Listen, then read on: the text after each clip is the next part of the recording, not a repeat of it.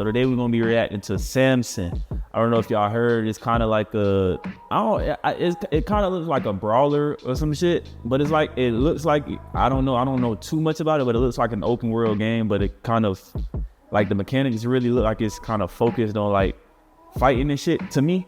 You know what I'm saying? And then driving and shit. So you know what I'm saying? You know how like back in the day we had like alternatives to like GTA and shit. We had the Saints Rows, we had the Max Paynes, we had all of that shit, you know what I'm saying? So this kind of looks like what they're kind of gearing towards. It's like an alternate version to like GTA. But this is set to release, I believe, not even later this year, probably hold on. It releases April the 8th. That's actually pretty soon. But so what we're going to be reacting to is basically a video with IGN. Let's get into that. And today we got a special guest, you know what I'm saying?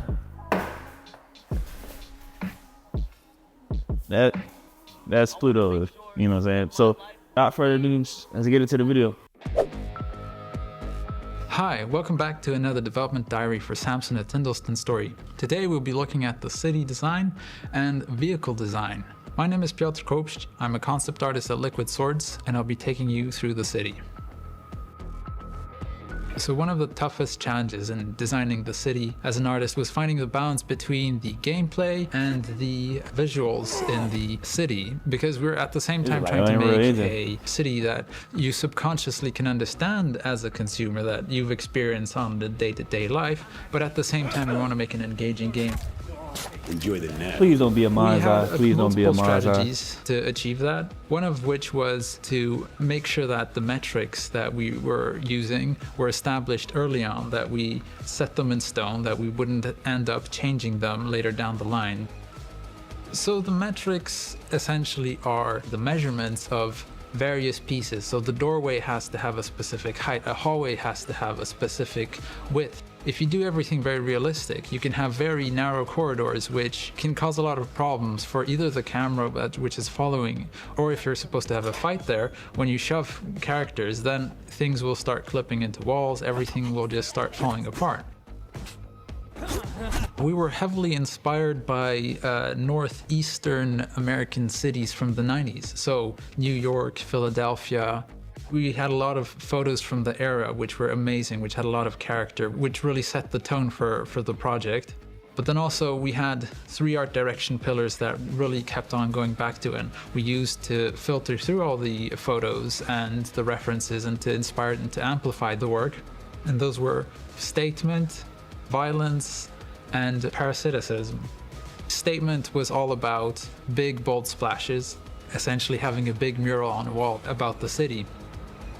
Then we had violence, which was the representation of how the city was violent, how everything had a story, that there was a person, there was a fight, things were cracked, nothing was really pristine or new.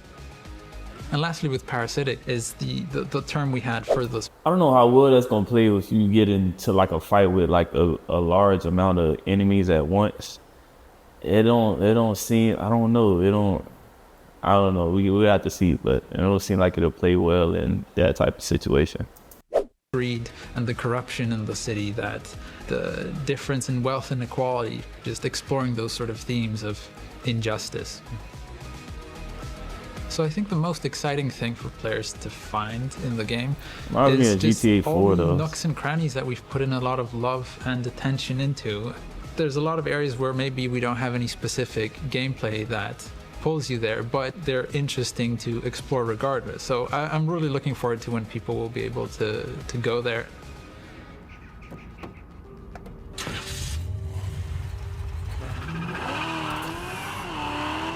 My name is Damian Księżypolski, and I'm a vehicle artist here at Liquid Swords.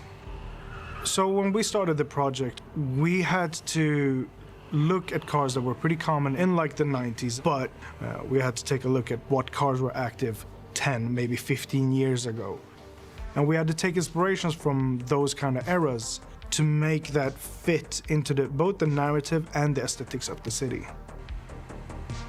We can take a lot of inspirations from existing cars, but the cars in their design is mostly ours now. And we had quite a lot of liberty when it came to that. Because if we were working on real brands, we wouldn't have any type of freedom. There's a lot of challenge that comes with the freedom. because you need to stay true to what people have seen or can relate to when they look at these cars. They can't look at a car and go like, oh, that looks weird.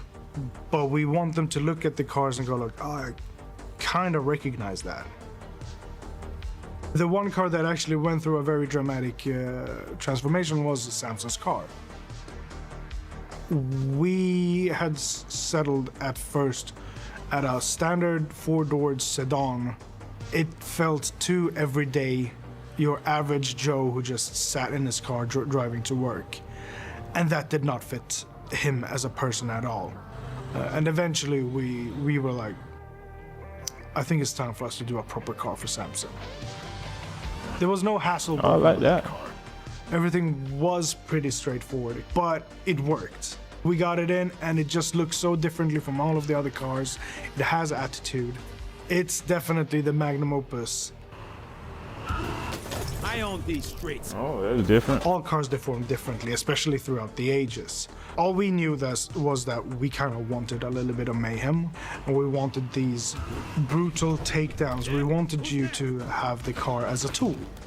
And it remind me of was that a lot of one work game, bro. It's the one game by Split Second. I don't know if y'all played that before.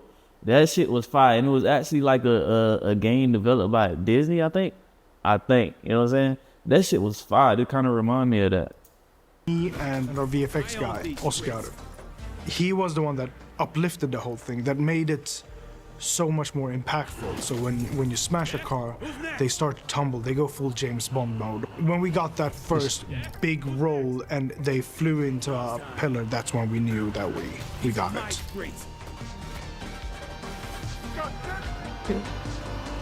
Thank you for watching. If you want to keep up to date or discuss what you've seen, join our Discord or follow us on social media. That's that, man. I don't think they really going for like a realism type of thing, but I mean, shit, it look cool. I guess that if you into like open world games, it's kind of like geared towards that. You'll enjoy it, you know what I'm saying? Hold you off until GTA 6 does come out, you know what I'm saying? But that's all I got for today, man. We just reacting to a little something that just came out. If y'all want to check it out, it is on IGN, you know what I'm saying? But that's it for that, man. I'm going to fuck with y'all boys, you know what I'm saying? Like, comment, subscribe, all that good shit. You want to say bye? You want to say bye? That's Pluto, man, you know what I'm saying? We out, man. Fuck with y'all.